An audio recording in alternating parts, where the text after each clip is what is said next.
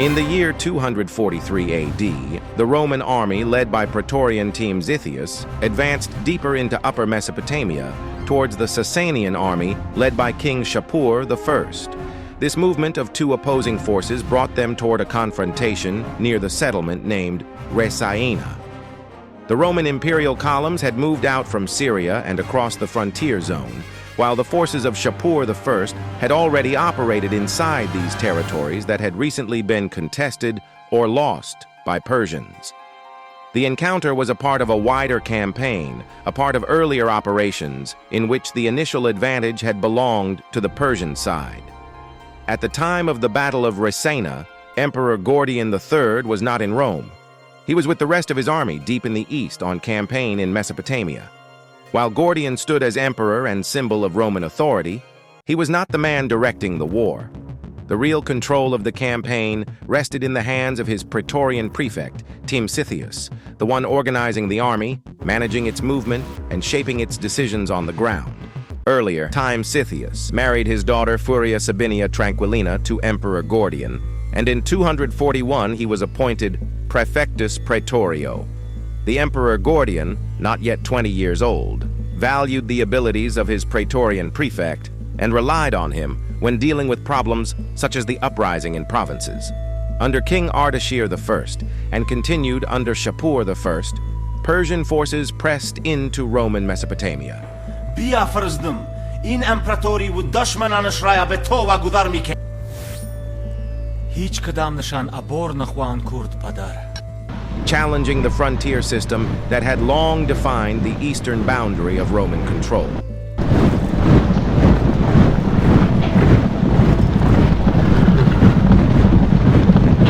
Cities such as Nisibis and Karhai became focal points of this pressure, either threatened, contested, or temporarily taken. These developments forced Rome into a reactive posture. The Eastern expedition launched by Gordian III was therefore conceived as a deliberate attempt to restore lost positions and reassert control over the frontier, rather than as an initial act of expansion. The organization of this response reveals the structure of Roman power in this period.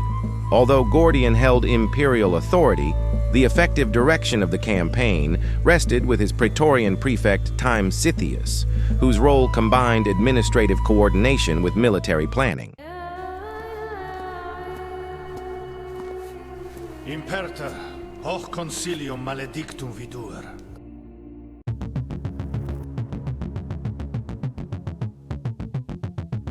From 242 CE onward, Roman forces advanced in a controlled manner, securing lines of movement and reoccupying strategic points. The progress of the army suggests a campaign conducted with logistical preparation and internal coherence, in contrast to the fragmentation that would later characterize Roman operations in the same theater. The Roman army itself retained the core features of the imperial system while showing signs of adaptation. The legion continued to form the backbone of the force, composed primarily of heavy infantry organized into cohorts and centuries, capable of maintaining disciplined formations in battle.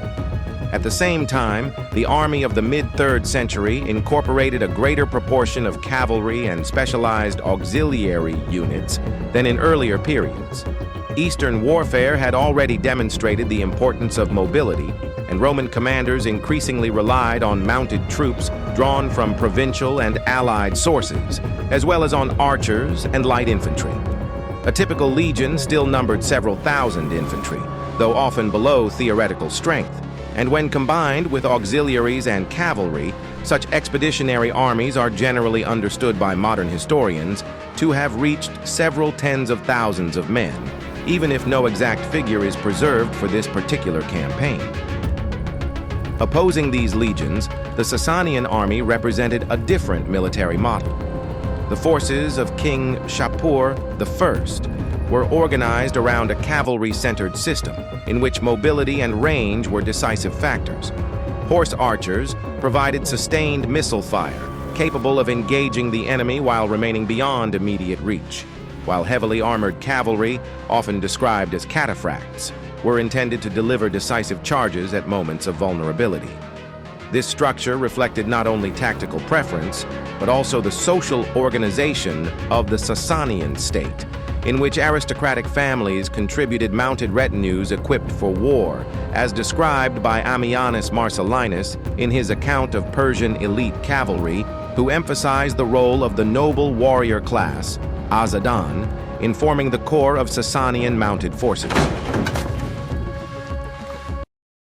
Although no precise numbers are preserved for the Persian army at this engagement, historians generally consider it to have been comparable in scale to the Roman force. The command arrangements on each side further shaped the situation. The Roman army, though formally under the emperor, depended in practice on the competence of Timesitheus, whose presence ensured coordination between units and continuity in decision-making. On the Persian side, command was more directly associated with the king himself, in accordance with Sasanian royal ideology, which emphasized the active role of the ruler in both governance and warfare. The sources do not preserve a detailed list of subordinate commanders for this engagement, but the centrality of Shapur's leadership is consistently implied. At the center of this opposing system stood its ruler. It is helpful to understand now who was Sassanid king Shapur. Shapur I was the second ruler of the Sasanian Empire, and his rise was not the result of a sudden crisis, but a controlled transfer of power within a newly established dynasty. He was the son of Ardashir I, who had overthrown the Parthian Arsacid dynasty around 224 AD and created a new imperial structure in Iran. Shapur's elevation appears to have been planned during his father's lifetime, as inscriptions and coinage show both rulers together, suggesting a form of co-rule before full succession. This ensured continuity at a time when the empire was still consolidating. When Shapur became sole ruler, he expanded the ideological scope of kingship. As it was mentioned, Shapur, in his own inscription, uses the title King of Kings of Iran and Non-Iran, asserting authority beyond territory and positioning the Sasanian state as a political equal to Rome. Shapur was not only a military commander but also a state builder. He is associated with cities such as Bishapur, and after victories over Rome, especially following the capture of Valerian, Roman prisoners were used in construction and infrastructure projects. This shows how military success was converted into economic and structural development. He also maintained a notable relationship with religion, particularly with Mani, who presented his teachings at Shapur's court. This suggests a degree of religious tolerance during his reign, before later shifts towards stricter alignment with Zoroastrianism. Ye Khudai Buzurg Farman Rawai Jahan. Shapur shaped political image as well. His rock reliefs depict him directly confronting Roman emperors. This reflects a model of kingship in which the ruler is presented as personally responsible for decisive events. He also managed the aristocratic elite, whose cavalry forces formed the core of the Persian army. Maintaining their loyalty while preserving royal authority was essential, and his campaigns suggest this balance was effectively maintained. Finally, Shapur institutionalized his victories. Cities were renamed, reliefs carved, and prisoners resettled, embedding his achievements into the structure and memory of the empire. His reign stands out for military success, and for how those successes were integrated into long-term political systems. Following are the developments that formed the background to the confrontation itself. The diplomatic situation in the early phase of the conflict between Rome and the Sasanian Empire was defined by a shift in power in the east. The rise of Ardashir I and later Shapur I replaced the Parthian system with a more centralized and assertive state. The Sasanians did not present themselves as a regional kingdom, but as a power equal to Rome, reflected in the royal title King of Kings of Iran and Non-Iran. This title was not ceremonial, but a direct political statement of parity with Rome. The confrontation near Resaena took place within a broader diplomatic and political conditions that had been developing for several years. Unlike earlier campaigns, such as that of Crassus, this conflict was not an isolated or unprovoked invasion, but part of an ongoing struggle between Rome and the Iranian dynasty of Sassanids over control of Mesopotamia. Before the campaign of Gordian III, Persian forces had already applied pressure on key frontier cities such as Nisibis and Karhai, challenging Roman control over Mesopotamia. According to the account preserved in Shapur's own inscription, these actions formed part of a broader campaign to assert authority in the region. From the Roman perspective, this created both a military and diplomatic challenge, as control of these cities represented not only territory, but status. At this stage, diplomacy was not conducted through formal agreements. There is no evidence of meaningful negotiations before the campaign. Instead, both sides moved toward confrontation, with military action functioning as the primary means of resolving disputes.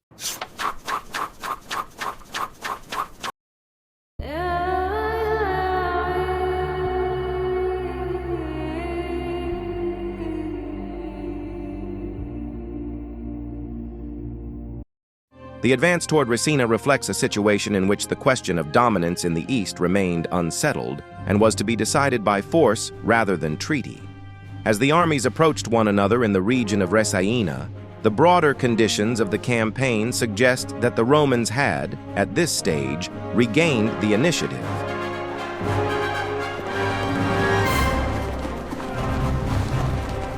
Parate legiones ad proelelium. The terrain of Upper Mesopotamia, characterized by routes, settlements, and access to water, differed from the deeper desert environments further south and may have limited the full exploitation of long-range cavalry maneuver.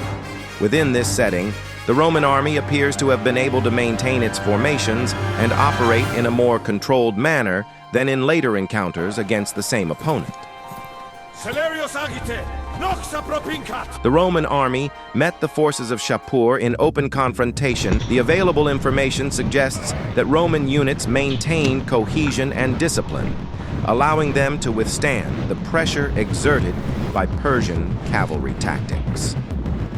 The structure of the Roman force, with its infantry corps supported by cavalry and auxiliary elements, appears to have functioned effectively under coordinated command, limiting the ability of the Persian army to impose its preferred style of engagement.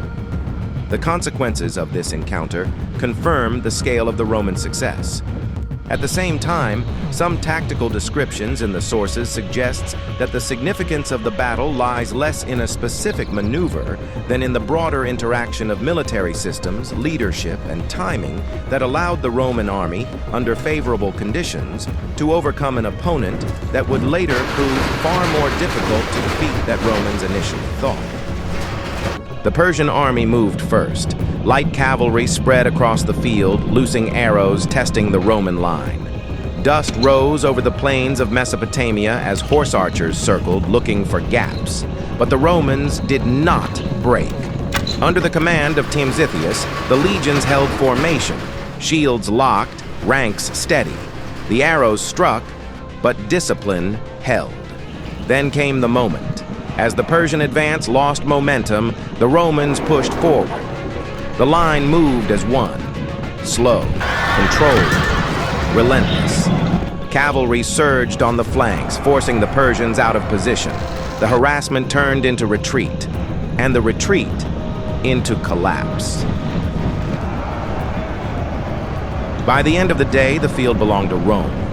The army of Shapur I had been driven back, and the road into Mesopotamia was open. It was a clean victory, but it would not last. Following the defeat of Shapur's forces near Resaena, Roman troops were able to recover important frontier cities, including Karhai and Nisibis, and to continue their advance further into contested territory.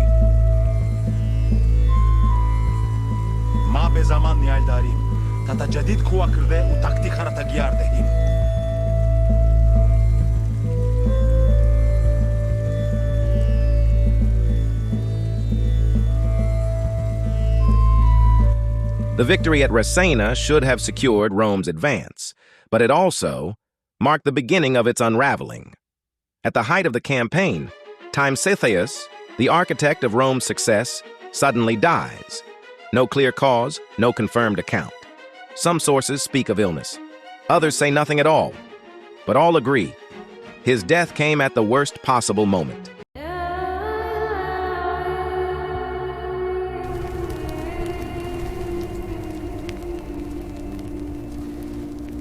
Fortissimus inter fortissimos. Valedissimus inter viros. With Timesitheus gone, command did not pass to one man, but to his senior officers. Among them is Philip the Arab, a figure who would soon rise beyond them all. And above them stood the young, inexperienced emperor, Gordian III, still leading, but no longer guided by the trusted man. The army remained intact.